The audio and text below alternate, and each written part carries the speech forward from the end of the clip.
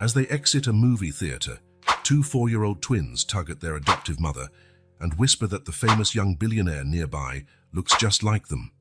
Confused, she glances at the billionaire and freezes upon recognizing the truth. The smell of popcorn still lingered in the lobby as Anne Lawrence pushed open the heavy glass doors of the Lumiere Theatre in New York. The 4-year-old twins, Thomas and Paul, bounced excitedly by her side, their giggles echoing in the foyer as they recounted the adventures of the movie they had just seen.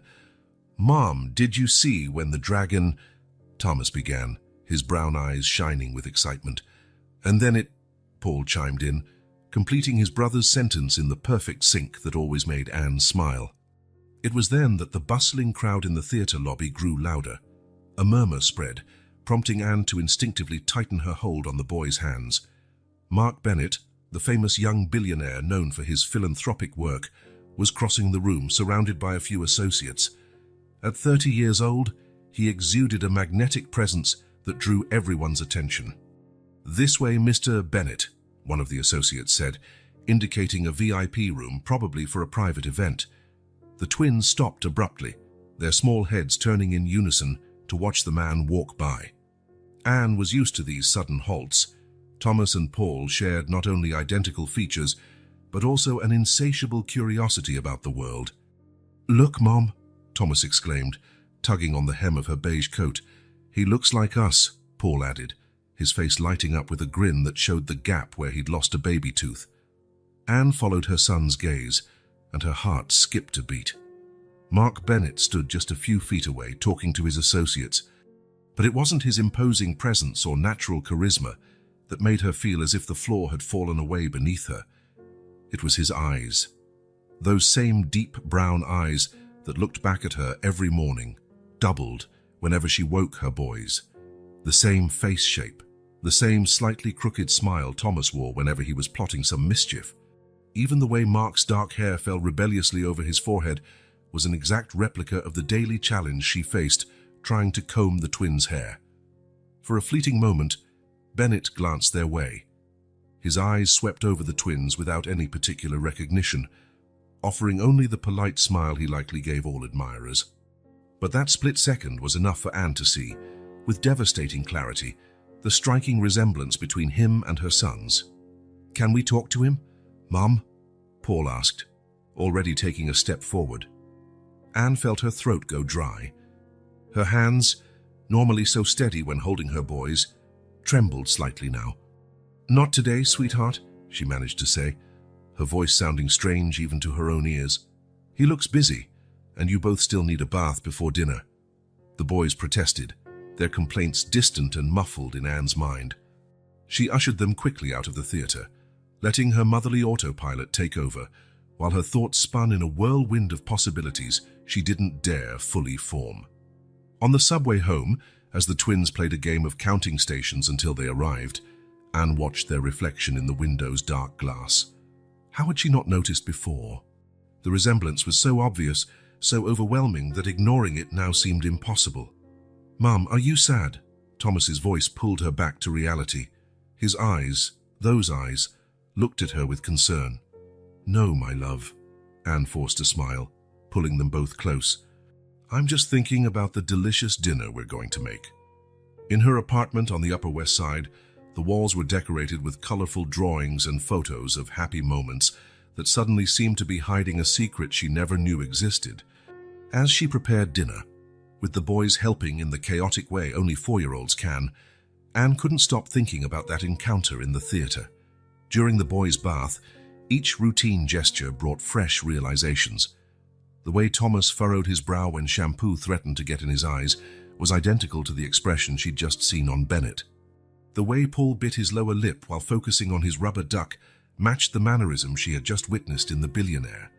After putting the twins to bed, 2 stories, 3 glasses of water, and countless goodnight kisses later, Anne finally allowed herself to collapse on the sofa. Her hands shook as she typed Mark Bennett's name into her tablet. Image after image confirmed what her heart already knew. These weren't just superficial similarities. It was as if someone had taken Mark Bennett's DNA and duplicated it in her sons. Her sons. The thought made her stomach churn, the The sound of tiny footsteps made her open her eyes. Paul was standing in the doorway, hugging his teddy bear tightly against his chest. "Mummy, why did that man in the theater look so much like us?" he asked, still half asleep. Anne felt her heart constrict. "Sometimes people look alike, honey. It's just a coincidence," she replied, trying to keep her voice steady as she opened her arms to comfort him. As she rocked Paul back to sleep, silent tears slipped down her cheeks. What would this discovery mean for her family, for her boys, for the precious bond they had built? In the twins' bedroom, watching them breathe peacefully in their sleep, Anne made a silent promise. No matter what this discovery might bring, she would protect her children's happiness with all her strength. But as she gently closed their door, she couldn't shake the feeling that her life had just been irrevocably changed. On her phone, a notification blinked. Mark Bennett would be on the next cover of Forbes, highlighting his latest social project for orphaned children. Anne stared at the screen, feeling the weight of destiny in her hands. That casual encounter on a Sunday afternoon had planted a seed of truth she knew she couldn't ignore forever. Anne stayed awake long after the clock struck 2 in the morning. The unexpected meeting with Mark Bennett at the theater had unleashed an avalanche of memories she couldn't contain. Sitting in her favorite armchair, with a cup of chamomile tea gone cold in her hands, she let herself sink into the past. 4 years earlier, St. Michael's Home had been her second home. Having worked as a social worker for over a decade, Anne had witnessed hundreds of stories, some with happy endings, others not so much. She never imagined that on one rainy October morning, her own story would begin to be written. "You need more rest, Anne," Clara had said that morning, noticing the dark circles under her younger colleague's eyes. Clara Dubois, in her 60s with elegantly pinned grey hair, was more than a mentor. She was the mother Anne had lost too soon. The steaming coffee Clara had just poured remained untouched when urgent knocks echoed down the silent hallway of St. Michael's. Anne remembered exchanging a worried glance with Clara before standing up. It wasn't unusual for them to receive abandoned babies, but something about those knocks felt different. When she opened the door, she found a young woman drenched from the rain.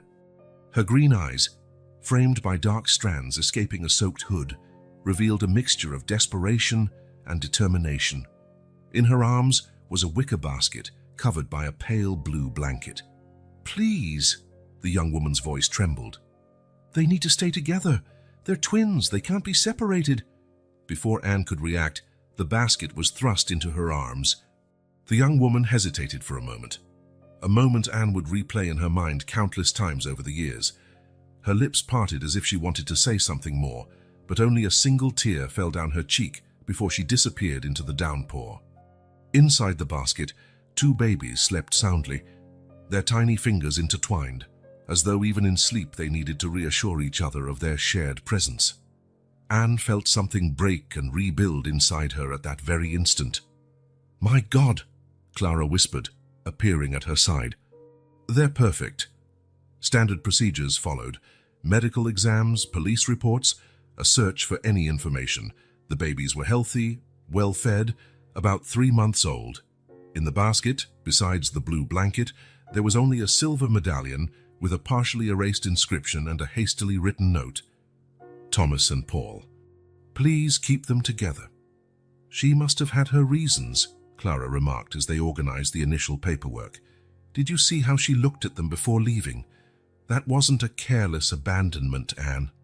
In the days that followed, Anne found herself increasingly drawn to the twins. There was something magnetic about them, something beyond their identical cuteness or emerging smiles. Amid feedings and diaper changes, between reports and fruitless attempts to track down the biological mother, Anne felt her heart transforming. "You should adopt them," Clara said one evening, after watching Anne rock the babies for hours. It wasn't a casual suggestion, it was a statement. "Clara, how could I? I'm single, I work full-time, I barely have time to take care of myself," Anne protested, but her voice betrayed a trembling note of hope. "And yet, look at you," Clara smiled, nodding toward the babies sleeping peacefully in her arms. "You're already their mother, Anne. You just need to make it official." The adoption process was an emotional roller coaster. As a social worker, Anne knew every step, every form, every interview. But being on the other side was completely different. Clara was her pillar of support, using her decades of influence in the system to streamline the process whenever possible. You have financial stability, experience with children, a solid support network, Clara would argue in council meetings, and most importantly, you have love to give. As she relived these memories, Anne picked up her tablet again. Mark Bennett's face stared back at her in dozens of different photos. It was surreal how each image now revealed a new similarity to her boys. She began reading about his past, and every detail seemed like a puzzle piece clicking into place. Mark Bennett had been abandoned at the age of 5 under mysterious circumstances. Adopted by the Bennett family, heirs of a once-declining pharmaceutical empire, the gifted boy soon proved his worth. By 18, he was already developing patents that would revolutionize the market. By 25, he had turned the family business into a global powerhouse. Project Roots, Anne read aloud. Mark's initiative to renovate orphanages and modernize the adoption system was his trademark. In interviews, he always cited his own experience as motivation. Every child deserves a chance to rewrite their story. One article in particular caught her attention. 5 years ago, Mark had been embroiled in a public dispute with his adoptive father, Gerard Bennett, over the direction of the company. While Gerard wanted to focus solely on profits, Mark insisted on investing in social projects. "Money isn't everything, Dad," Mark was quoted as saying at a shareholders' meeting. "Some debts can't be paid in dollars." Anne paused her reading when she heard footsteps in the hallway. Paul appeared in the doorway, clutching his blue blanket, the same one that had brought him to St. Michael's home 4 years before. "I can't sleep, Mum," he murmured, climbing onto her lap. "I keep thinking about the man at the theatre." Anne felt her heart pound. "Why, sweetheart?" "He has the same eyes as me and Thomas," Paul answered with the simple logic of a 4-year-old. "Why do some people look like us, Mum?" The innocent question hit Anne like a punch. How could she explain genetics to a child? How could she talk about family resemblance when the origin story itself was a mystery? "Sometimes it's just a coincidence, my love," she said, kissing his forehead. "Now how about we get you back to bed?" After settling Paul down again, Anne went to her bedroom and opened her memory box, an old shoe box where she kept her treasures from the twins' early years. The silver medallion was still there, along with the original note and each boy's first little shoe. Her hands trembled as she picked up the medallion. Under the lamp's light, she tried once more to decipher the faded inscription. "Force, always," was all she could make out. Could the S be Sophie? Was she the mysterious young woman in the rain? The sound of her phone startled her. It was a message from Clara. "I couldn't sleep thinking about what you told me. Come to St. Michael's early tomorrow. We need to talk." Clara always said there were no coincidences in the universe, only encounters set by fate. Anne looked at the most recent photo of the twins on her nightstand, their identical smiles, expressive eyes, and unruly hair that reminded her so much of Mark Bennett. Her thoughts were interrupted by a noise from the twins' bedroom. This time it was Thomas, standing at the doorway with his teddy bear. "I had a weird dream, Mom," he said, rubbing his eyes. "I dreamed the man from the theatre was looking for us." A chill ran down Anne's spine. "It was just a dream, my love," she answered, though her voice wavered slightly. Lying between the twins in her king-size bed, on those special nights she always gave in to their request to sleep with her, Anne watched their sleeping faces. Every feature, every expression now carried a new significance. She remembered her first year as a single mum, sleepless nights, constant doubts, the fear of not being enough. But also the boys' first words. They both said "mommy" on the same day. Their first steps taken hand in hand, their first giggles always in duet. Clara had been instrumental in that journey. "Being a mother is learning to dance in the rain," she used to say. And Anne had learned, between feeding bottles and social reports, between work meetings and pediatric appointments, between fears and joys. Now, 4 years later, that same rain that had brought the twins seemed ready to tell a new story. The encounter with Mark Bennett couldn't be just a coincidence. The similarities were too glaring, the connections too precise. Anne knew she needed to investigate further, for her sons, for the mysterious young woman who brought them. and maybe even for Mark Bennett himself, who dedicated his life to helping orphans without suspecting he might have his own children somewhere. It was 4 a.m. when sleep finally began to overtake her. Thomas snuggled closer, mumbling something in his dreams. On her other side, Paul clutched his blue blanket, the last link to his mysterious past. Anne closed her eyes, but her mind remained busy. Tomorrow she would talk to Clara. Together, maybe they could unravel this mystery. For now, she allowed herself to take comfort in the boy's soft breathing, grateful for the rain that had brought them to her, and praying for the strength to face whatever the future held for her small family. On the wall, the clock's steady tick-tock seemed to measure not just the hours, but also the secrets that time would inevitably reveal. And outside, the rain started again, echoing that morning 4 years ago when 2 precious lives had been entrusted to her care. The following day promised to mark the start of a journey that would change all their lives. But for now, in that moment suspended between night and dawn, Anne was just a mother holding her children close, shielding them from nightmares and unsettling coincidences, while her own dreams mingled with memories and unanswered questions. The changes began subtly, like droplets of rain before a storm.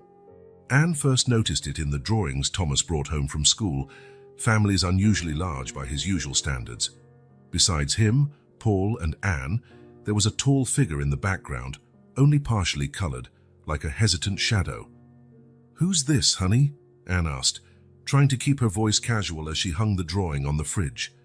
Thomas shrugged, his eyes locked on his own feet. "I don't know, sometimes I dream about him." 2 weeks had passed since the encounter with Mark Bennett at the theater, and the twins seemed different. Anne caught them whispering to each other more often, stopping abruptly whenever she approached.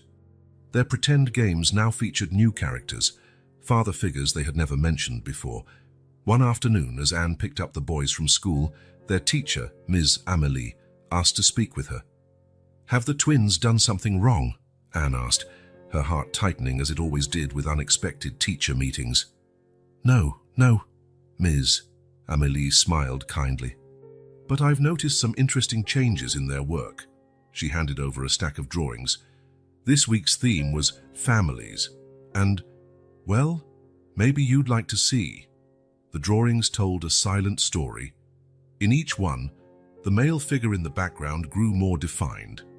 In the last one, Paul had clearly pasted a magazine cutout of Mark Bennett, placing it on the paper as part of his family. "They've been talking a lot about a man they saw at the theater," Miss Amélie noted gently. "It's normal for children this age to start questioning their origins." Anne swallowed hard, tucking the drawings into her folder. "Yes, that's natural," she managed to say, though her mind was already miles away. At home, she found the twins in their room on the floor, heads together over something that looked like a magazine. "What are you looking at?" she asked, making them both jump. "Nothing," they answered in unison, with Paul hurriedly shoving the magazine under the bed. That synchronized response normally would have made her laugh, but today it only deepened her concern. Later that night, after putting the boys to bed, Anne retrieved the magazine. It was an old copy of Forbes with Mark Bennett on the cover. Her stomach clenched at the sight of the marked pages, small fingerprints surrounding the face that looked so much like her son's. The next morning at breakfast, Paul asked the question she'd been dreading. "Mom, why don't we have a dad?"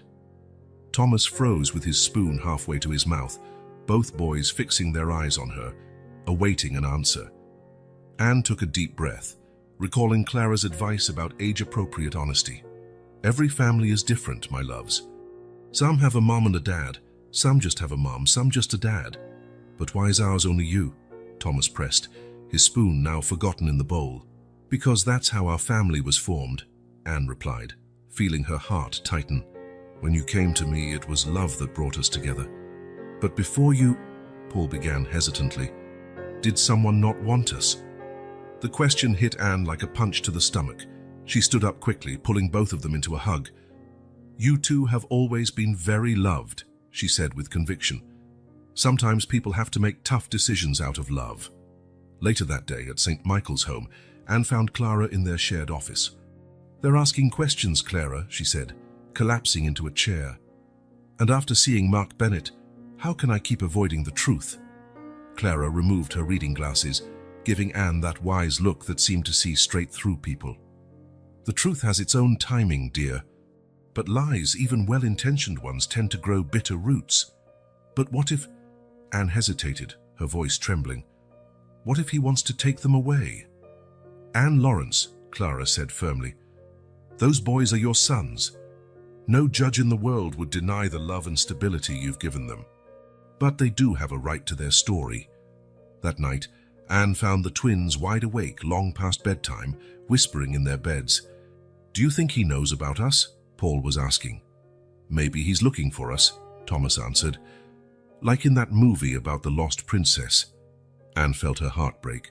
Standing quietly in the hallway, tears slid silently down her cheeks. How could she possibly explain the complexities of adult life to such young minds? How could she protect their innocence without denying them their own story? The next day, during bath time, Thomas drew another picture in the steam on the mirror.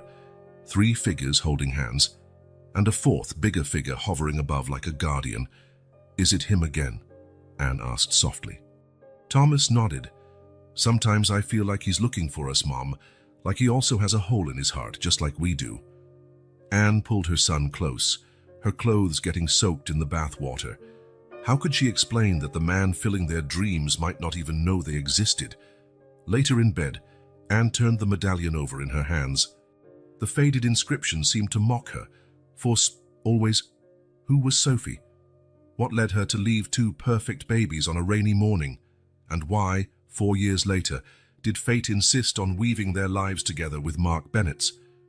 Her phone vibrated with a message from Clara. I found something in the old files. Come early tomorrow. Anne glanced at the photo of the twins on her nightstand, their matching smiles so reminiscent of Mark Bennett, it made her chest tighten with unanswered questions. The sound of little footsteps alerted her seconds before the bedroom door opened. Thomas and Paul came in, each clutching their teddy bears. We can't sleep, Paul mumbled. Can we stay with you? Thomas added. Anne made room in her bed, welcoming them into her arms. As their breathing slowly evened out, she made a silent promise. She would find answers to their questions, even if it meant facing her own fears. For now, she just held them tighter, knowing that tomorrow would bring new challenges, new questions, and perhaps the beginning of a truth that would change their lives forever. The message from Clara blinked insistently on Anne's phone as she drove through still dark New York streets.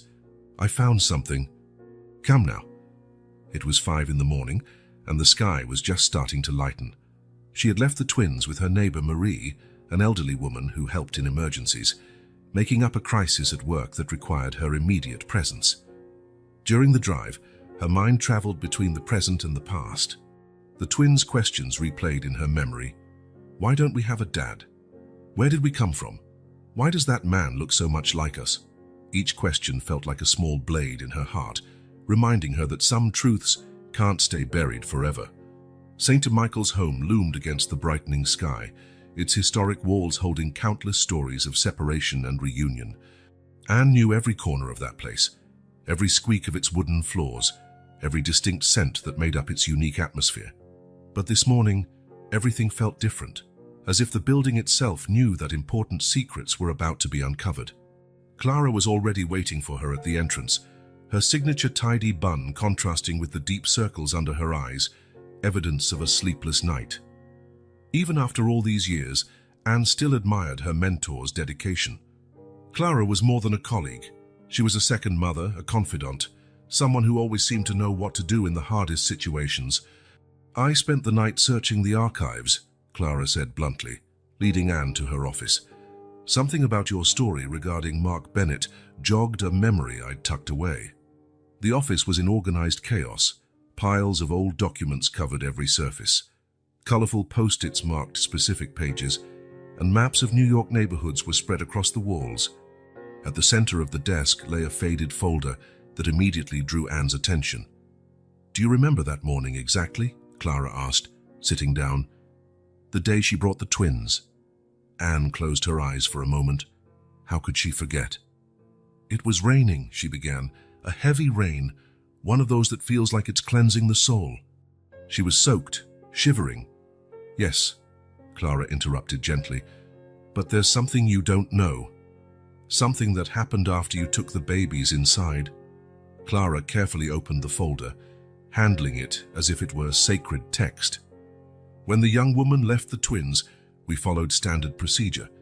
We noted down everything found with them, the blue blanket, the medallion you still keep. With the partially faded inscription, Anne interjected, "Exactly.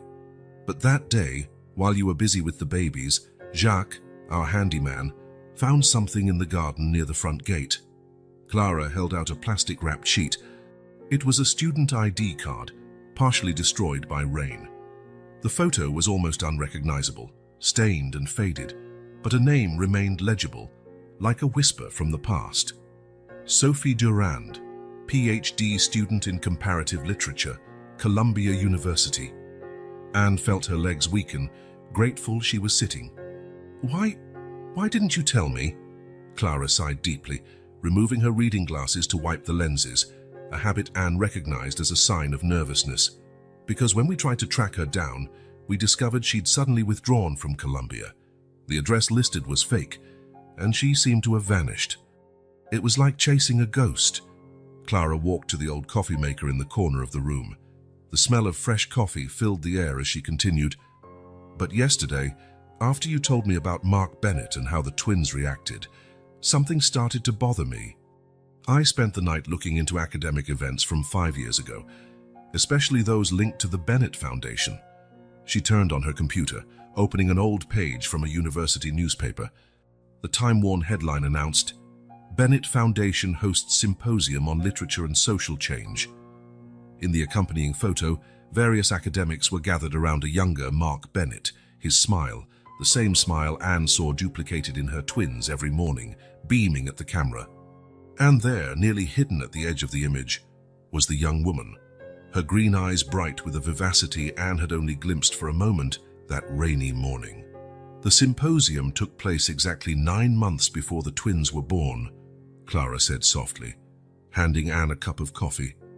"And there's more. Look." She opened another link, an archived academic blog featuring summaries from the symposium's presentations. Sophie Durand's name jumped off the screen. Trauma and Healing Narratives. Literature as a Bridge to Redemption. Her work was about how stories can help people overcome family trauma, Clara explained. She specifically studied the impact of early parental loss on emotional development. Anne felt a shiver run through her. "Were you able to find out where she is now?" Clara nodded, sliding a piece of paper bearing an address written in her elegant handwriting. "Sophie Durand. She's been teaching literature at a high school in Greenwich for 2 years. From what I gathered, she's very well respected by her students and peers." The world seemed to spin around Anne. After 4 years, she finally had a name, a face, her puzzle pieces starting to align. "I need to see her," she declared, standing up suddenly. "Anne," Clara held her hand, her wise eyes showing genuine concern. "Think this through. It could change everything, not just for you, but especially for the twins." "They're asking questions, Clara. You've seen their drawings, heard their whispers when they think I'm not listening. Ever since they saw Mark, it's like something awakened in them. They need answers. I need answers." Clara studied her protégé for a long moment. "You've always been the bravest among us, Anne. Even when you were scared, you always chose to face the truth." The drive to Greenwich felt like an eternity. Anne rehearsed 1,000 times what she would say, how she would broach a subject so delicate. St. John's High School was housed in an older, stately building typical of the area, with its pale stone walls and tall windows reminiscent of a cathedral. Anne parked across the street, watching as students in crisp uniforms arrived for their first period. Their laughter and chatter filled the morning air, and then she saw her. Sophie Durand had changed over the past 4 years. Her once long hair was now shoulder length, and a certain maturity marked her face that hadn't existed before. She carried herself with a quiet confidence, contrasting sharply with the frightened young woman in Anne's memory. But her eyes, those same green eyes that had brimmed with tears on that rainy morning, were unmistakable. Anne waited until the break between classes, her heart pounding so hard it felt ready to burst from her chest. With steps that felt like they belonged to someone else, She crossed the courtyard toward the teacher's lounge. Sophie was alone, sorting through papers on her desk. "Ms. Durand." Sophie looked up, a polite smile on her lips that vanished the moment she recognized Anne. The color drained from her face, and for a moment Anne feared she might faint. Sophie's voice faltered as her fingers gripped the edge of the desk until her knuckles turned white. "I know who you are." Anne closed the door gently behind her. The silence that followed was heavy, weighted by 4 years of unspoken questions, guarded secrets, and lives tied together by fate. "We need to talk," Anne said finally, her voice steadier than she felt. For a moment, it seemed Sophie would run. Her eyes darted to the door, her hands trembling visibly. But then, as if reaching an invisible decision, her shoulders slumped in resignation. "Are they okay?" she whispered, so softly Anne almost missed it. With slightly shaky fingers, Anne took out her phone and opened her photo gallery. The latest picture showed the twins at the park, their identical smiles glowing under the autumn sun, Thomas holding his favorite toy car, and Paul clutching his ever-present teddy bear. Sophie let out a muffled sob, covering her mouth with her hands. They look just like him," she murmured, tears sliding silently down her face. "So it's true," Anne said, not posing it as a question. "Mark Bennett," Sophie nodded, wiping her tears with the back of her hands, a gesture eerily reminiscent of Paul when he felt embarrassed. "I never told him. I didn't know if I should. He is so important, so focused on his mission, and I was just a grad student in love with literature and idealism." "Tell me everything," Anne asked, taking a seat across from her. "They're starting to ask questions. I deserve to know the truth. They deserve to know." Sophie stood abruptly, walking to the window. Outside, the courtyard was empty, though echoes of children's laughter still seemed to float in the air. "It was during the Literature and Social Change Symposium," she began, her voice distant as if reliving each moment. "I was presenting my research on trauma and healing narratives. It was very personal, based on my own experiences with loss." She paused, taking a deep breath. "Mark." He was fascinated by the topic. "After my presentation, he found me to discuss it. We ended up talking all night in the university garden, debating how literature can change lives, how stories can heal old wounds." A sad smile touched her lips. It was magical. He wasn't the famous billionaire that night, just a man passionate about making a difference. He told me about his own story, how he was abandoned, how reading saved him during hard times in foster care, how he dreamed of creating a better adoption system. We met a few more times during the symposium. It felt like a fairy tale. On the last night, he gave me this medallion. She reached instinctively for her neck, where an empty space hinted at a long-lost item. "The medallion found with the twins," Anne added. "Yes, it was a Bennett family heirloom. The inscription said, 'For Sophie, always yours, M,' on the back. He told me it once belonged to his birth mother, the only thing she left when she abandoned him." Sophie sat down again, her restless hands fiddling with a pencil on the desk. "When I found out I was pregnant, he was already traveling for a series of international obligations. I tried calling us, but how do you explain something like this over the phone? And then, Anne prompted. The depression started. It wasn't new to me. My mother battled it her whole life, and eventually, she took her own life when I was 12. I was terrified of repeating that cycle, of not being able to care for a baby, let alone two. Tears streamed down Sophie's cheeks again. I dropped out of my program, isolated myself. I spent the pregnancy nearly reclusive, terrified that I'd fail these babies. When they were born, God, they were so perfect. But that only made the fear worse. Postpartum depression was brutal. I could barely take care of myself, much less two infants. "Why choose St. Michael's Home?" Anne asked gently. "I researched every orphanage in the area. St. Michael's had the best reputation. And when I saw you that morning, there was something in your eyes, a kindness that gave me hope." Sophie turned to Anne. "I've never forgiven myself for leaving them, but I never doubted I made the right choice for them." "So why didn't you reach out to Mark once you got better?" Anne questioned. Sophie let out a humorless laugh. Look at him now, a mogul building his empire on helping abandoned children. How could I possibly tell him I had abandoned his children? Besides, they have you. I saw in the photos they're loved and happy. What right do I have to disrupt that? Anne studied the woman in front of her. Gone was the frightened girl of 4 years ago, replaced by someone who bore her scars with dignity, having found a path forward without forgetting the past. I work with children now, Sophie continued, indicating the stack of papers on her desk. I guess it's my way of making amends. Every student I help, every life I touch, it's a small way of atoning. I teach literature because I believe in the power of stories to help us understand who we are. The twins saw Mark, Anne said at last. In a movie theater a few weeks ago, they recognized the likeness immediately. Since then, they've been drawing him, whispering to each other. It's like something awakened inside them. Sophie closed her eyes, a single tear rolling down her cheek. Of course they did. They're as sharp as he is. They have that same keen intuition Mark always showed. They're asking questions, Sophie, about their origins, about family. I can't pretend I don't know, especially now that I see how deeply you and Mark are connected to their story. What do you plan to do? The question hung in the air like a dark cloud. It was the same question that had kept Anne awake at night, echoing every time she looked at her children. I don't know, she admitted finally. But I think they deserve to know their full story. And Mark will want to know them, Sophie finished confidently. He may be many things, but he's never been a man who shirks responsibility.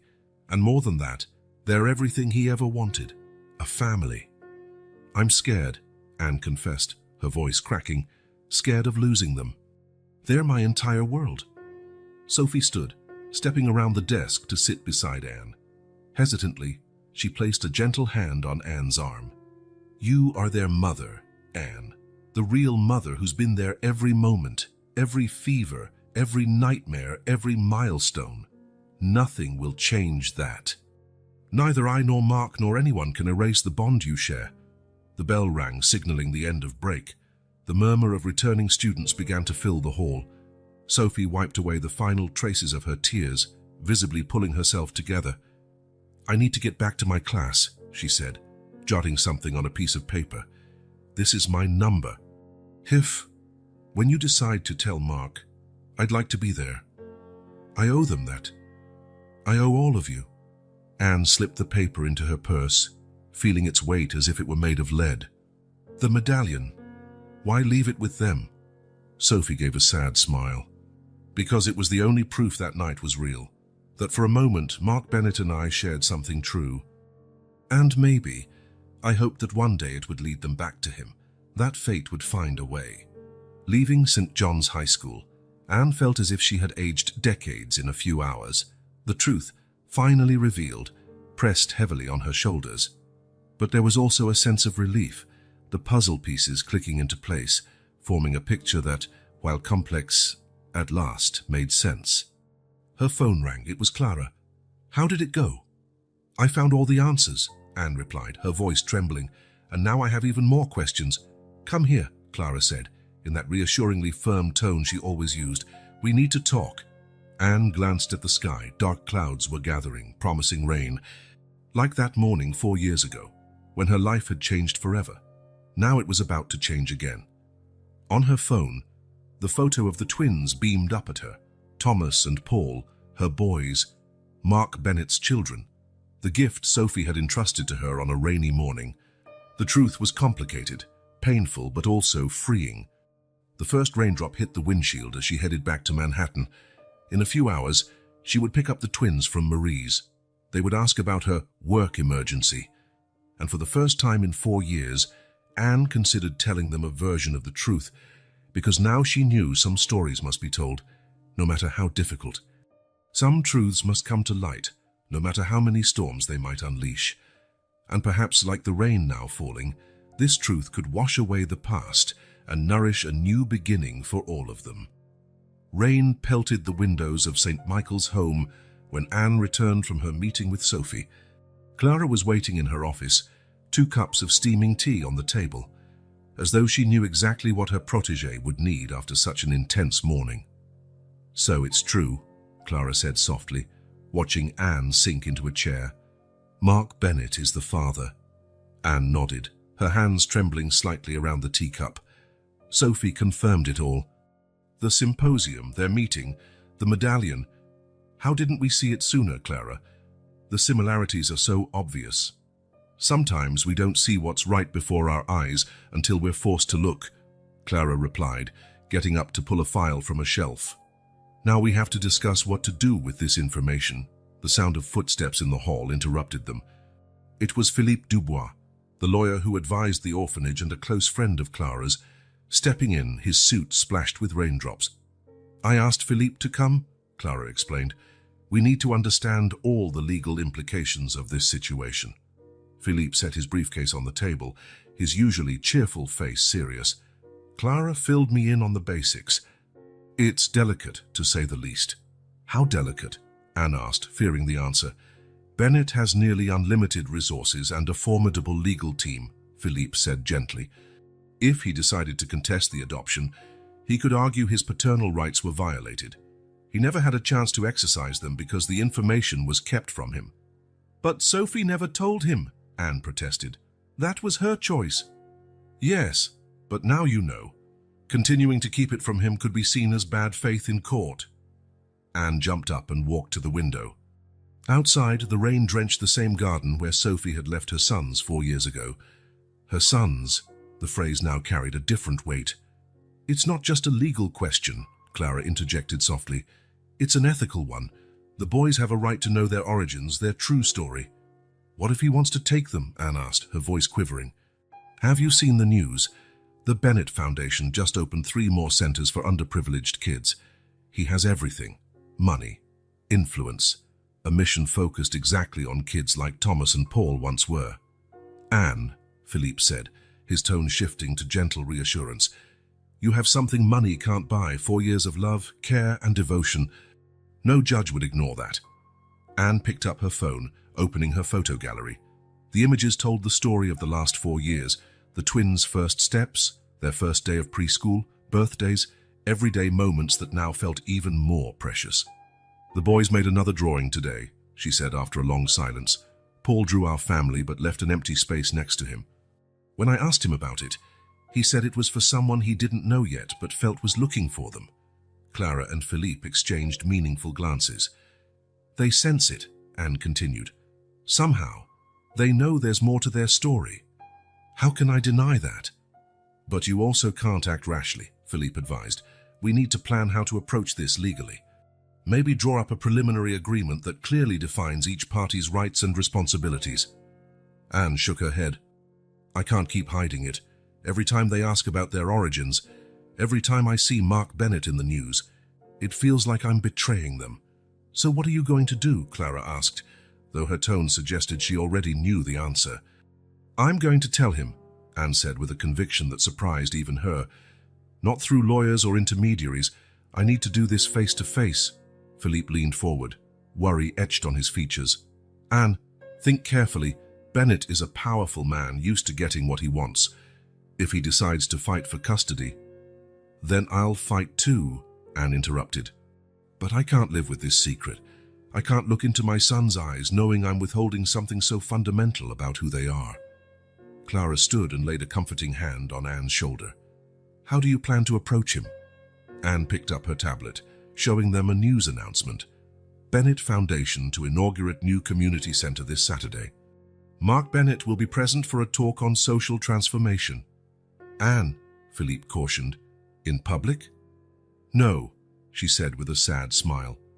I'll use my contacts as a social worker to request a private meeting.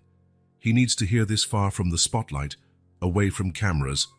He needs to see the photos, understand their first years, realize he's not just a biological father. He's the father of 2 real children with personalities, dreams, and fears. What if he reacts badly? Clara asked gently. Then at least I'll know I did the right thing, Anne said. The boys deserve their full story, and Mark deserves to know he has 2 incredible sons. Philippe began rifling through his briefcase. Let me at least draw up some preliminary legal protections. Thank you, Philippe, but first I have to do it my way as a mother. not as a legal adversary. Leaving St. Michael's home that evening, Anne realized the rain had finally stopped. In the sky, amidst the dispersing clouds, a few stars had begun to appear.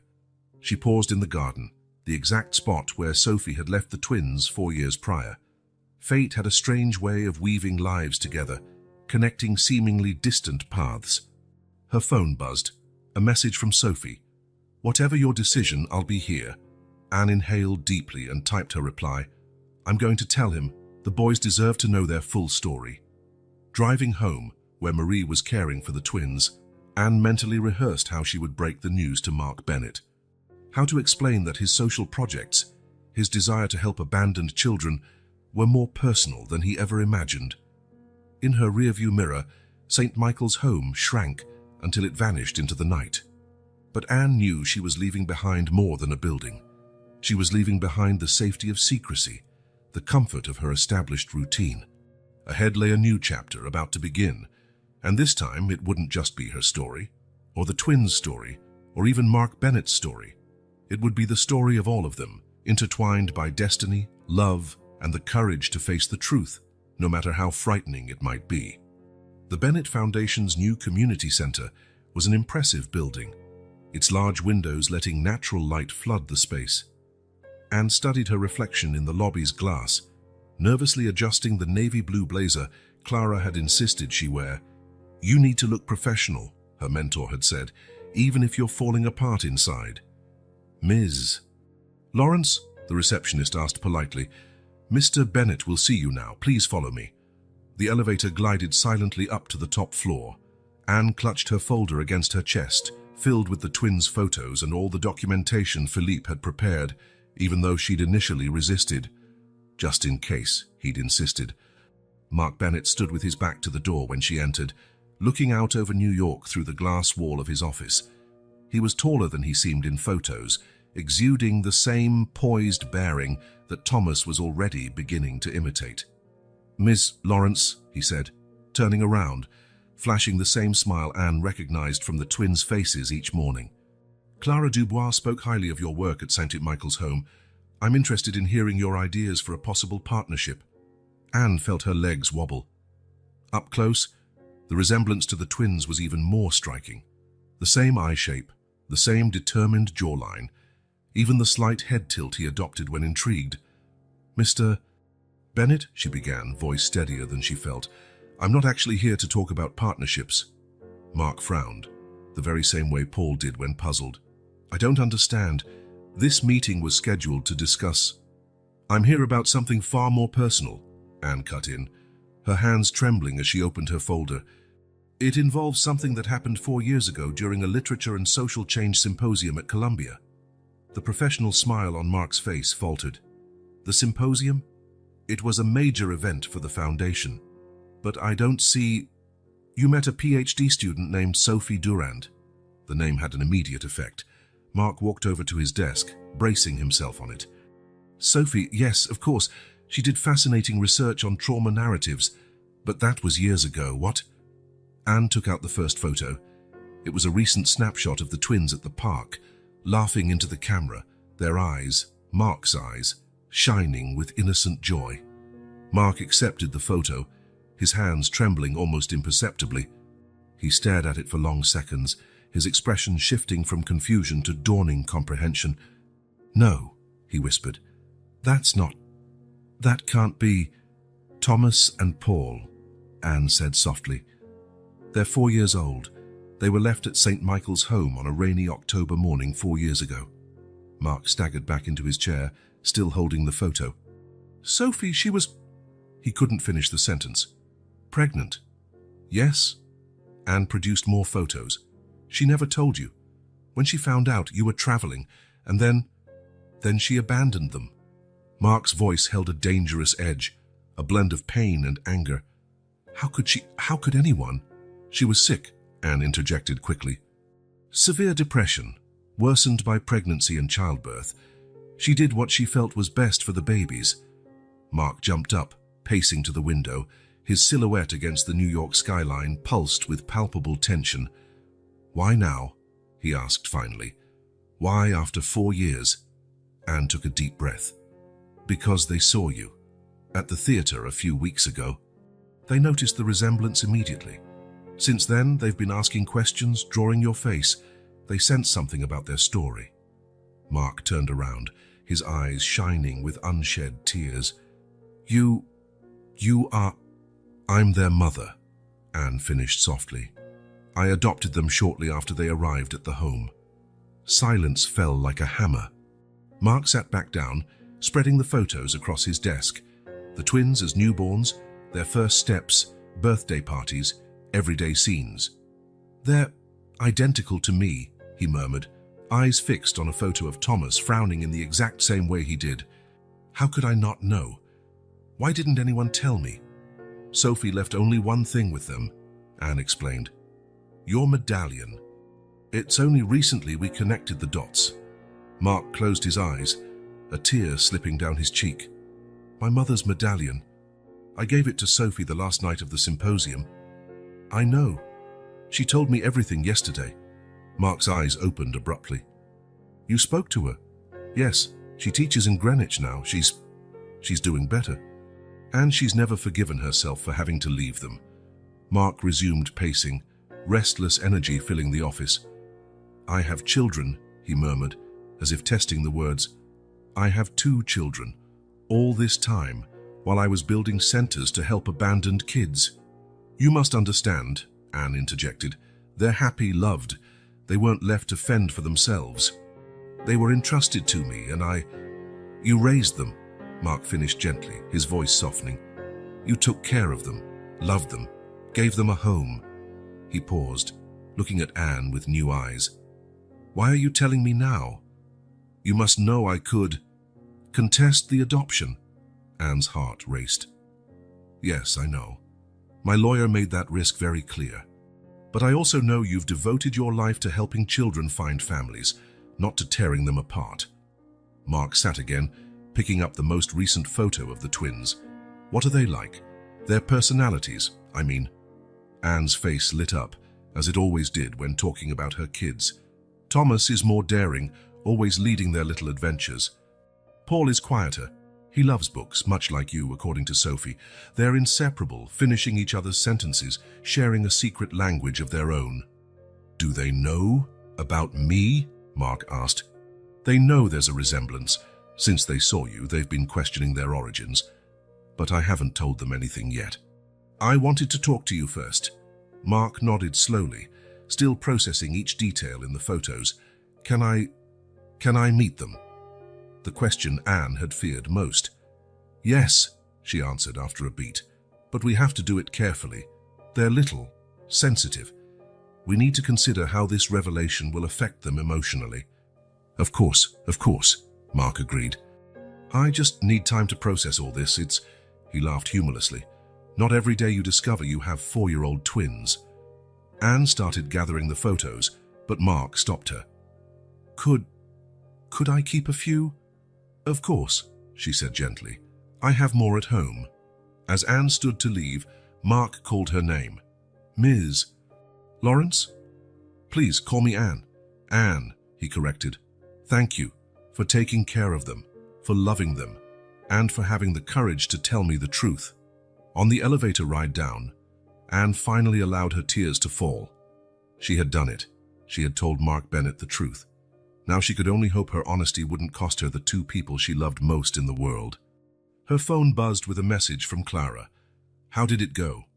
Anne glanced up at the top floor of the building one last time before replying, He wants to meet them, and he wants a DNA test. A follow-up message came from Sophie. Does he know? Yes, Anne replied. Now we begin a new chapter. The sun was setting over New York as Anne left the Bennett Foundation building. High above, Mark Bennett remained in his office, surrounded by photographs of 2 little boys who were his mirror image, trying to grasp how his life had changed in a single afternoon.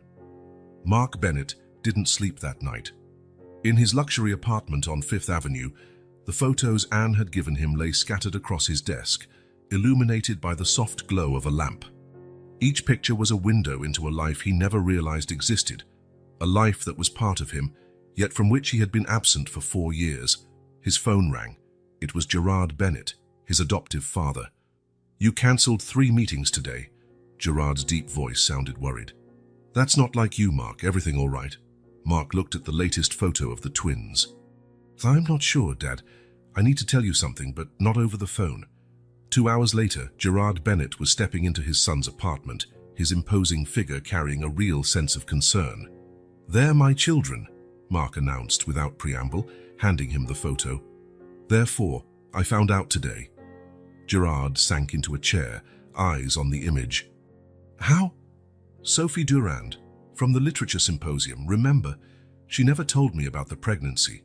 She left them in an orphanage, the very situation we are trying to prevent through our projects." "My God," Gerard murmured. "The resemblance is undeniable," Mark completed. "I'll take a DNA test tomorrow. I've already scheduled it at the best lab in the city. And the adoptive mother, this Anne Lawrence. She's a social worker at the orphanage where Sophie left them. Mark paused, swallowing hard. "She's raised them as her own. They're clearly loved, well cared for." Gerard studied his son for a moment. "What are you going to do?" "First, confirm paternity. Then," Mark ran his hands over his face, one exhausted, "I need to speak with Sophie, understand why she didn't tell me." The next morning, the lab was quiet when Mark arrived. The procedure was quick, a saliva swab, some signatures. "Results will be ready in 48 hours, the technician said. But Mark couldn't wait that long. Using the address Anne had given him, he drove to Greenwich. St. John's was on a break between classes when he arrived. Sophie was in her classroom, grading papers, when he walked in. Time seemed to freeze for a moment. It had been 5 years since they last saw each other. "Mark," she whispered, standing up. "Anne told me you'd come." "Why?" His question sounded harsher than intended. "Why didn't you tell me?" Sophie closed her eyes, silent tears sliding down her cheeks. "I was sick, Mark. So sick. The depression, it felt like drowning. And the babies, they deserved more than I could give. But I had a right to know. I could have helped. We could have..." "What?" "Gotten married. Built a family overnight," Sophie interrupted. "You were building your philanthropic empire. I was just a student fighting my own demons." Mark walked to the window, observing the students in the courtyard. "They're beautiful," he said after a moment. "They seem happy in the pictures." "They are," Sophie confirmed. "Anne, she's the mother I couldn't be, the mother they deserve. And me. What kind of father can I be now after 4 years?" Mark asked, voice low. "The kind of father they need," Sophie answered softly. "The kind of father you always wished you had before the Bennetts adopted you." Mark turned sharply. "How did you..." "Your story with orphanages didn't begin with your foundation, Mark.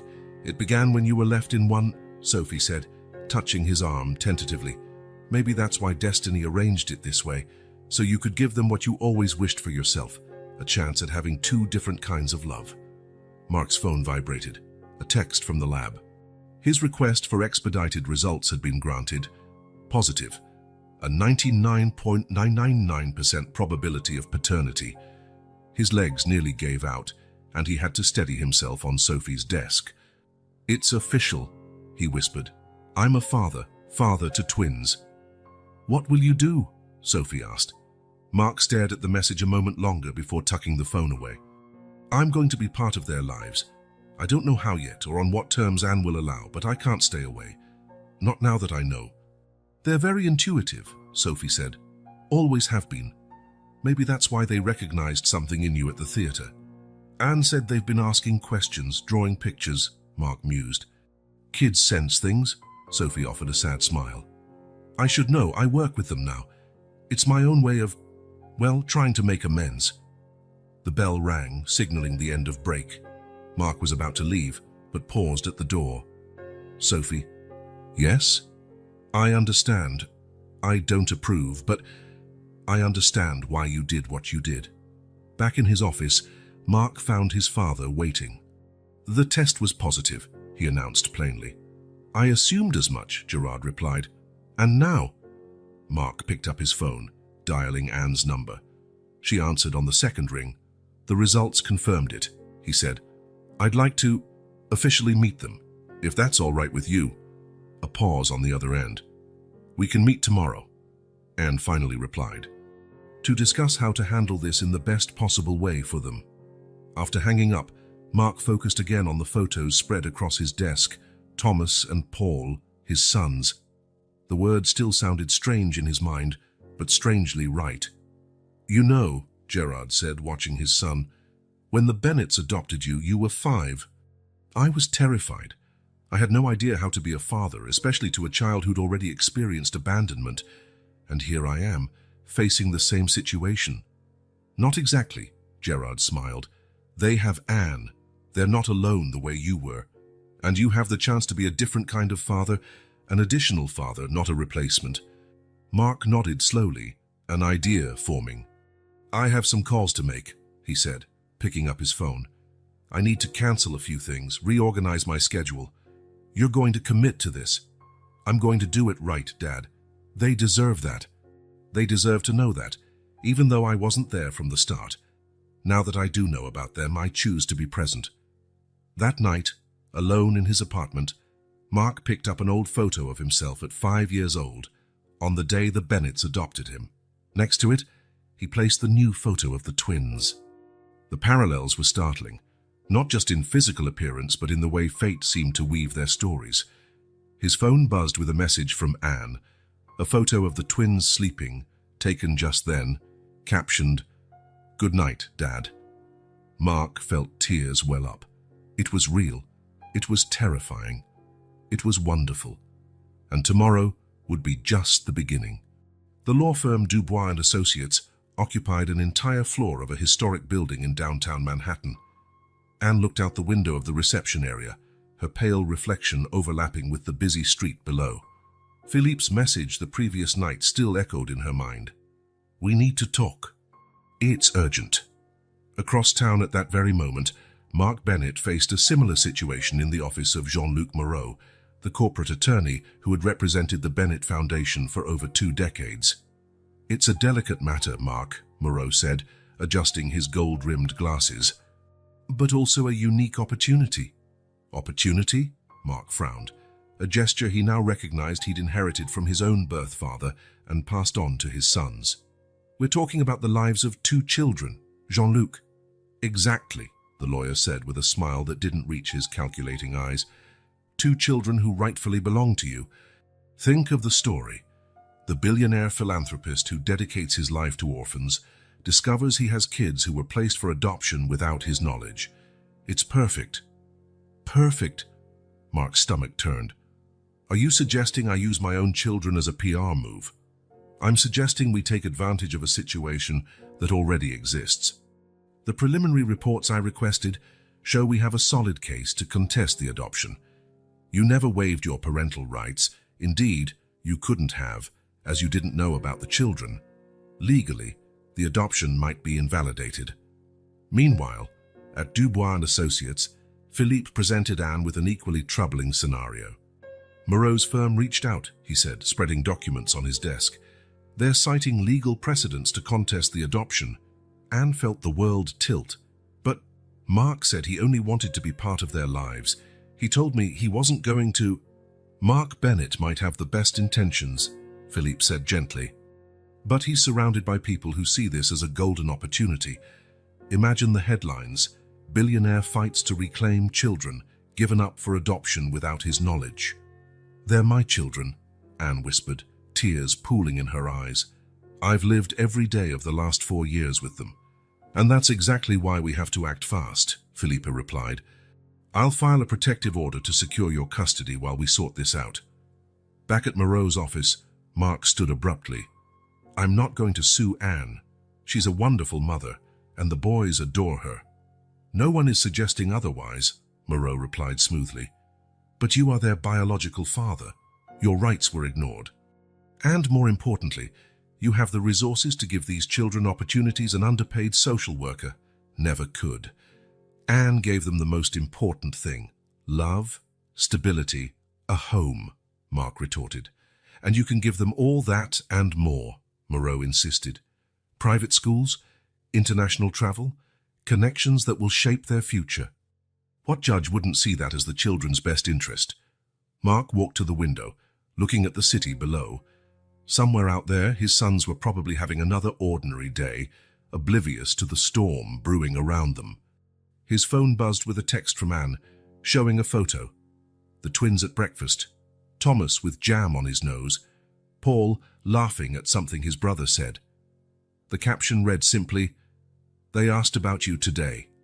"I can't do this," Mark muttered. "Pardon?"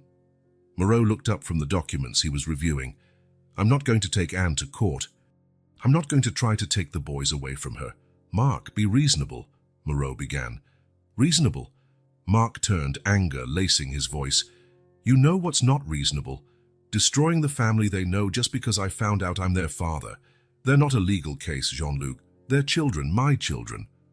In Philippe's office, Anne answered a call from Clara. "The twins are fine here with me at St. Michael's," her mentor reassured. "But, Anne, they're asking more questions."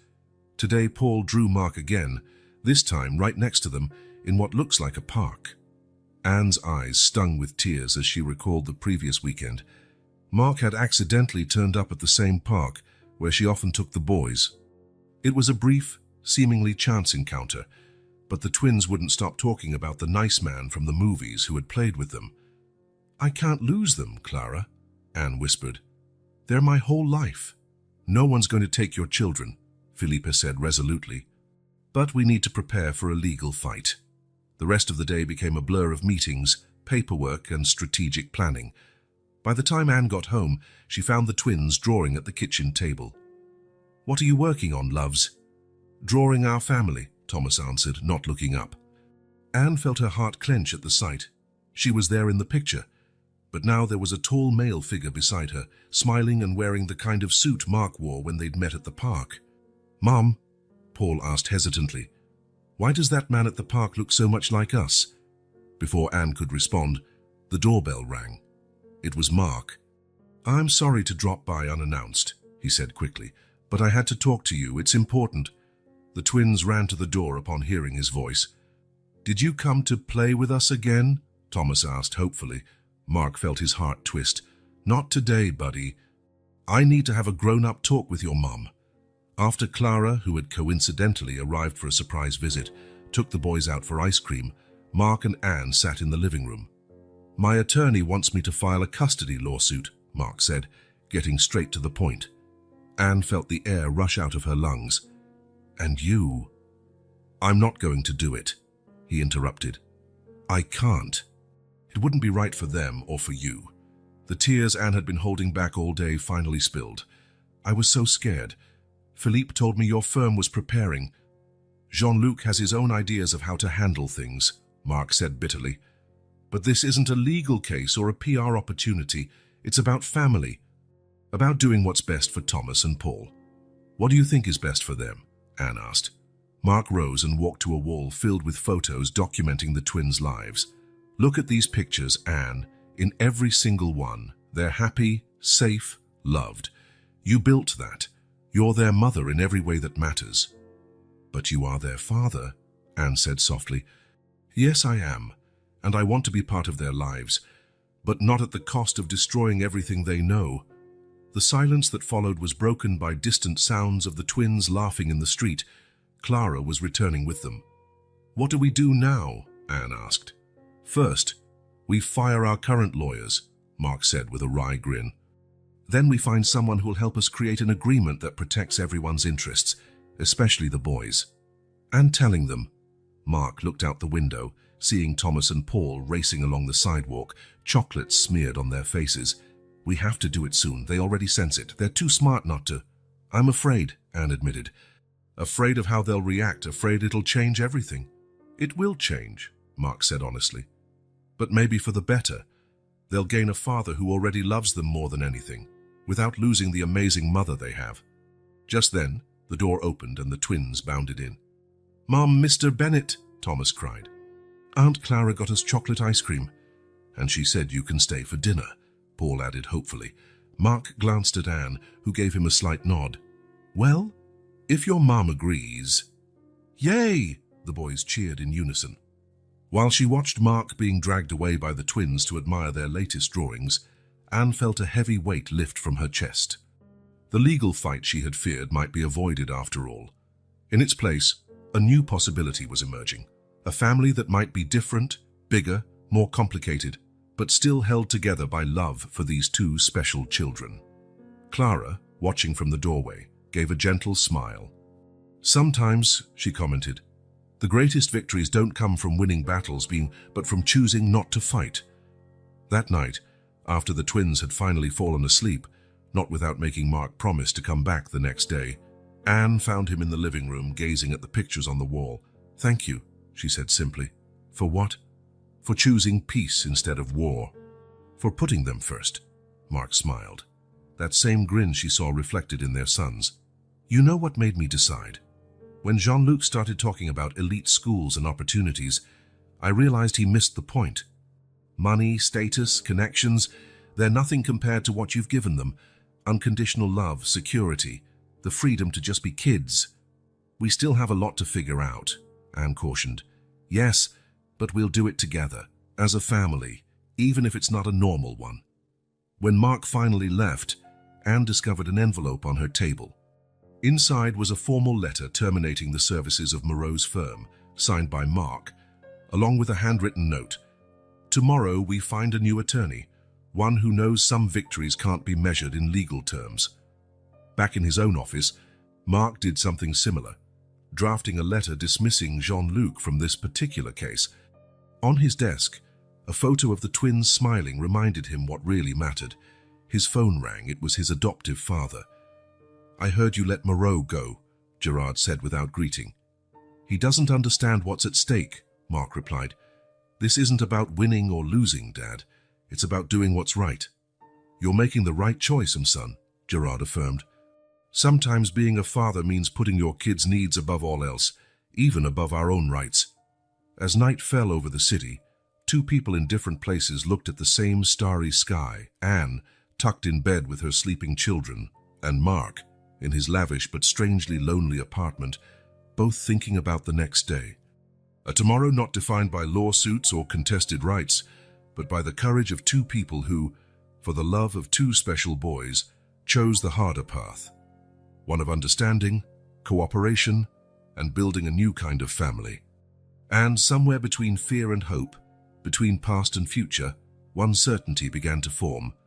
Some battles are won not by fighting, but by having the wisdom to lay down your arms and reach out in peace. The Bennett Foundation's conference room was packed on that Thursday morning.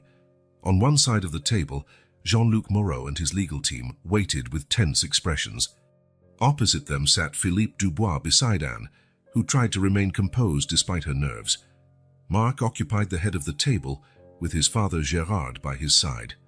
"Before we begin," Mark said, standing up, "I'd like to make my position clear." He pulled an envelope from his briefcase. "This is my formal decision not to contest the adoption of my children." A buzz of whispers spread around the room. Jean-Luc adjusted his glasses, clearly uneasy. "Mark, I recommend you reconsider the legal precedents we've compiled." "No," Mark interrupted firmly. "I've spent the last few weeks getting to know my kids, not as a legal matter, but as real people. Thomas, who loves dinosaurs and can't stop laughing once he starts, and Paul, who is thoughtful and bookish." He walked to the window, gazing out at New York. "You know what Thomas asked me yesterday, when I accidentally ran into him at the park? He said, 'Why do you look so much like us, Mr. Bennett?' And Paul. Paul drew our family, everyone together, him, Thomas, Anne, and me. Which is precisely why," Jean-Luc tried again, we should put them first," Mark finished. "Instead of a legal war that would bring them nothing but trauma, I propose something else." He pulled another document from his briefcase. "A shared custody agreement, legally recognizing what already exists. Anne is their mother, I am their father, and together we can give Thomas and Paul what many kids only dream about, 2 loving homes." Anne felt tears prick her eyes, this time from relief. Philippe gave a small nod. He was already familiar with the draft agreement he'd helped prepare. "This is unusual," one of Moreau's associates commented. "Like our entire situation," Mark said with a smile. "Sometimes the unusual is exactly what we need." Gerard Bennett, who had remained silent until then, cleared his throat. As chairman of the Foundation's board, I fully support Mark's decision. In fact, he looked proudly at his son, I've never been prouder of him. Jean-Luc made one last attempt. The press will speculate. Let them speculate, Mark shrugged. I'll give one interview explaining I found my children, that they have a wonderful mother, and that we're building a harmonious family. End of story. Anne scanned the custody agreement Mark proposed.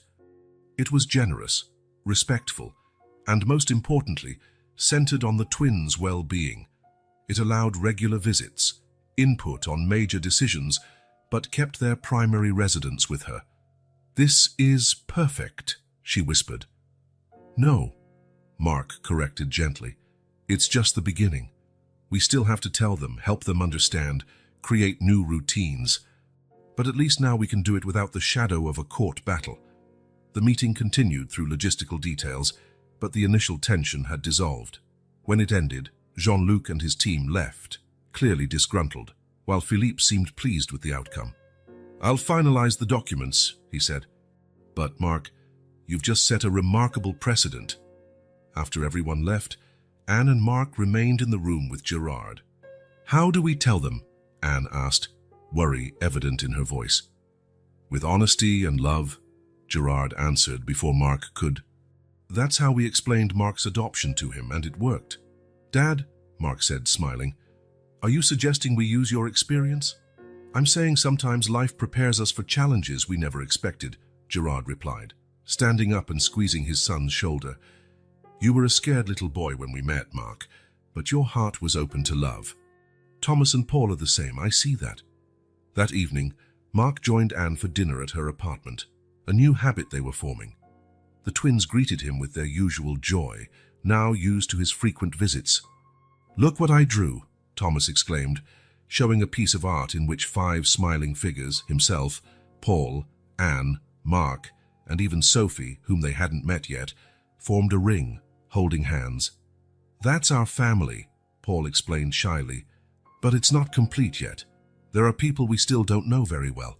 Mark and Anne exchanged knowing looks. The children, in their innocent wisdom, were already paving the way for the truth.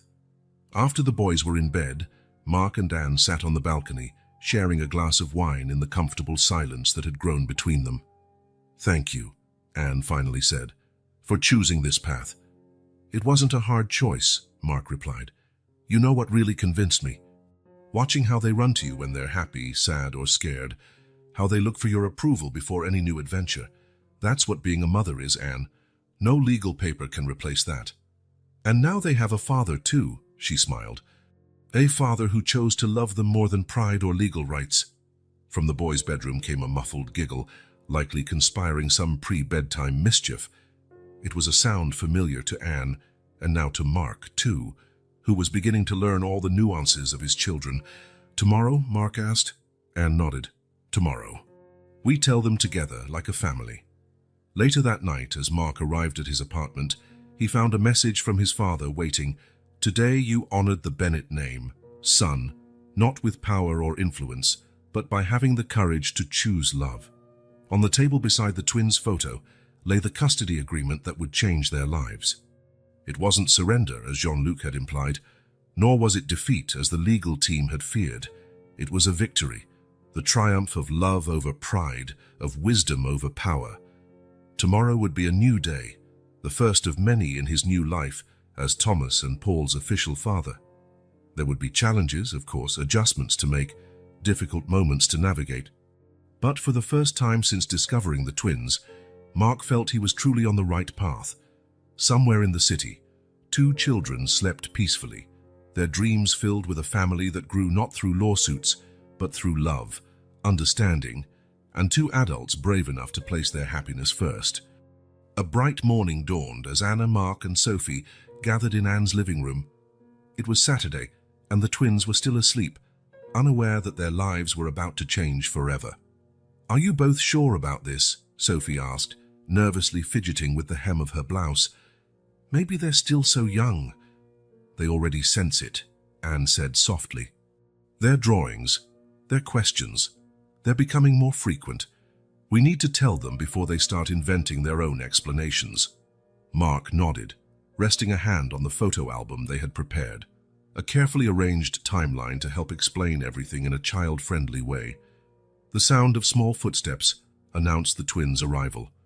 Thomas came first, his messy hair reminding Sophie so much of Mark that her heart clenched.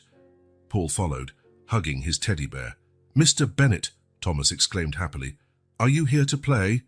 "Actually," Mark smiled, "we came to tell you a very special story. A story about family."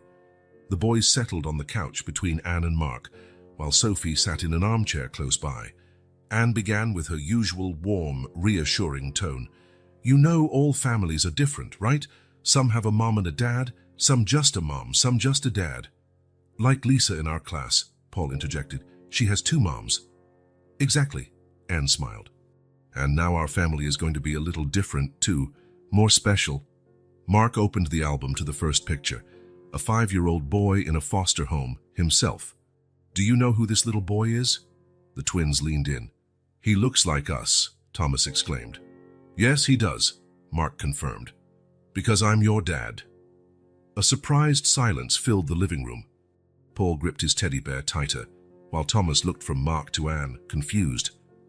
"But Mom is our mum," Paul finally said, in a small voice. "Yes, honey," Anne hugged him. "I'll always be your mum, but you also have a dad, Mark, and there's someone else who's very special too." Sophie approached slowly, smiling gently. The boys watched her curiously. "A long time ago," Mark continued, turning to the next page of the album, "before you were born, something magical happened, like in the storybooks you love. Except this story is real."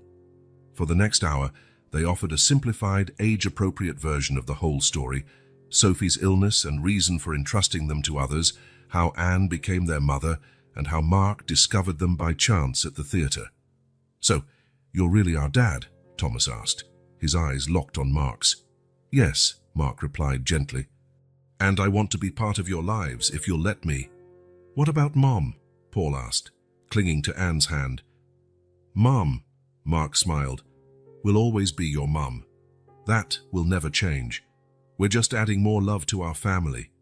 Anne flipped more pages, showing photos of the twins as babies, their early years, and finally, recent pictures with Mark. "See how our family keeps growing." "And I," Sophie said, stepping closer, "will be so happy to get to know you better, at your own pace, no rush." The boys processed the information in their own ways. Thomas asked a million questions, while Paul remained quiet and thoughtful. But slowly, the initial tension dissolved. "Can we call you Dad?" Thomas asked Mark suddenly. "If you want," Mark answered, voice trembling with emotion. "You can call me whatever makes you comfortable." The following weeks were a time of adjustment. Mark bought a house only a few blocks from Anne's apartment, designing 2 bedrooms especially for the twins. His schedule, once full of international commitments, was reworked to prioritize his time with them. "We need a routine," Anne suggested during one of their many shared dinners, "something that gives them security." And so a new normal took shape. The twins spent most of their time with Anne, but enjoyed regular dinners with Mark, alternate weekends, and special moments with Sophie, who found her role as a loving aunt. "It's different from what I imagined," Sophie confided in Anne one day, watching the boys play in Mark's new backyard. "But in a way, it's perfect like this." Mark was learning too, learning how to be a father, to share responsibilities, to respect the boundaries Anne had set. When Thomas came down with a high fever, Anne showed him how to measure the medicine exactly. When Paul had a nightmare, she taught Mark how to calm him. "You're an incredible mother," he told her one night, after tucking the boys in. "They're so lucky to have you." Anne smiled, watching her children sleep. Now they're lucky in double, maybe triple, counting Sophie. Adaptation wasn't without its challenges. There were moments of confusion, jealousy, and the need for clear boundaries.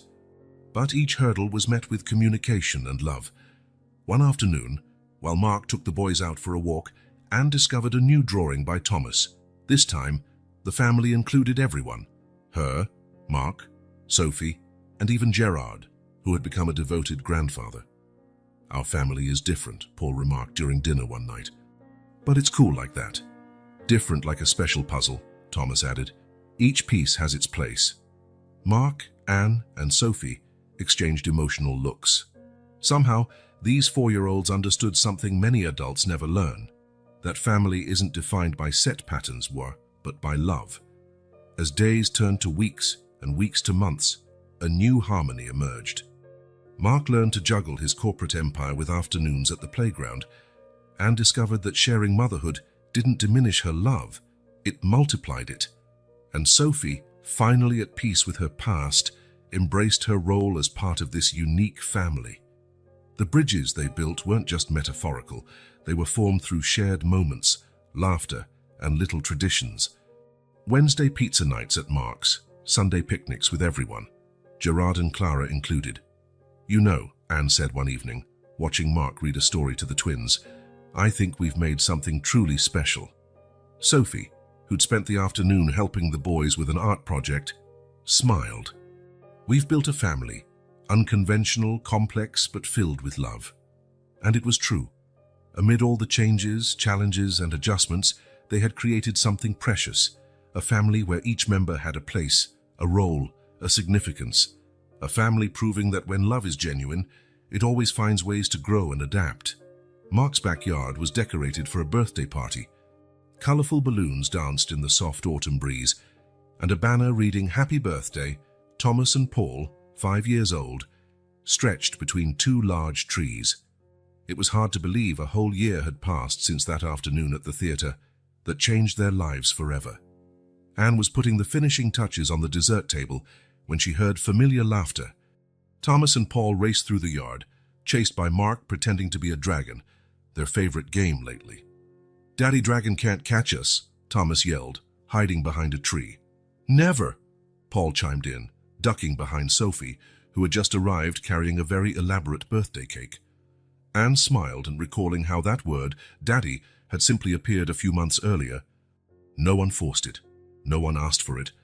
One night, during story time, it just happened. Pondering the past, Clara asked, coming over with a tray of snacks. Thinking about how much has changed, Anne said, and how somehow it's even better than before. The past year had brought profound transformations for them all. Mark, while once a workaholic, now arranged his schedule around the twins' school performances and playground afternoons. Anne realized that sharing the motherhood role didn't lessen her love. If anything, it grew stronger. And Sophie, at peace with her past choices, remained a steady, loving presence in the boys' lives. Aunt Sophie, Thomas called. Tell us that story about the dragon with 2 castles, Sophie grinned, sitting on the grass with them. It was a story she had invented months ago about a dragon who discovered it could be happy living in 2 homes, a gentle metaphor that helped the twins understand their own situation. Gerard Bennett arrived shortly after, carrying gifts and sporting that proud grandfather smile he always wore around the twins. Where are my little adventurers? Grandpa, the boys shouted, running to greet him, temporarily abandoning Sophie's story. The party soon filled with guests, school friends, family friends, and the people who had been part of this extraordinary journey. Philippe Dubois chatted animatedly about how the Bennett case had inspired changes in local adoption laws. Cake time, Anne called, gathering everyone around the main table. As the candles were lit, Mark stepped up to the microphone they'd set up for birthday speeches. Before we sing, I'd like to make a special announcement, he said, smiling at Anne and Sophie, who already knew what was coming. Today, on Thomas and Paul's 5th birthday, I'm thrilled to introduce Project Bridges. A ripple of interest ran through the crowd. This initiative, a partnership between the Bennett Foundation and St. Michael's Home, will transform the adoption system in our area. Our goal is to build bridges between children and families, between past and future, between different forms of love. Anne felt tears in her eyes as she listened to Mark describe how their own story, complex, unique, and filled with love, had shown that a family can thrive outside traditional conventions. And the first consultants on this project, Mark continued, beaming, will be 2 5-year-old experts who know more about unconditional love than any adult I've ever met. Thomas and Paul, too excited about the cake to realize their family story was changing the world, simply grinned. To them, having a mom who raised them with love, a dad who chose them with devotion, and a special aunt who loved them from near and far was just normal life. After the birthday song, while children played and adults chatted, Anne found a moment of quiet with Mark and Sophie. "Who would have guessed," she smiled, "that a rainy morning 4 years ago would bring us here? Or that night at the symposium," Sophie added softly. "Or that afternoon at the theatre," Mark finished. "Sometimes I think fate has a quirky sense of humor." A gleeful shout interrupted them. Thomas had climbed a low-hanging tree branch, producing both pride and alarm in his 3 parents. "Thomas Lawrence Bennett!" Anne and Mark exclaimed simultaneously, rushing to help him down. The sun was setting as the last guests left. The twins, exhausted yet happy, fell asleep on the living room couch surrounded by torn wrapping paper and cake crumbs. "They look like angels," Sophie commented, helping to clear away cups and plates. "Only when they're sleeping," Mark joked, thinking of the tree-climbing adventure. Anne stood watching her children with her heart brimming. Their not-so-typical family, bound by love for 2 extraordinary boys, had found a comfortable rhythm and harmony. "You know," she said, "I think we've created something truly remarkable."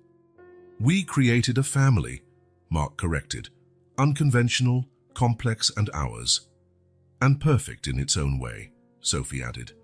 That night, after Sophie left and the twins were tucked into their beds, Anne and Mark sat on the balcony once more, sharing a glass of wine in the quiet closeness they had grown to cherish. "Project Bridges is going to change a lot of lives," Anne said. "Just like ours was changed," Mark agreed. "You know what's amazing? Our kids won't find any of this odd. For them, love is love, no matter how it comes." In the twins' bedroom, the soft sounds of their breathing marked the end of a special day. The walls displayed drawings that told the story of a family transcending expectations, choosing love above all else.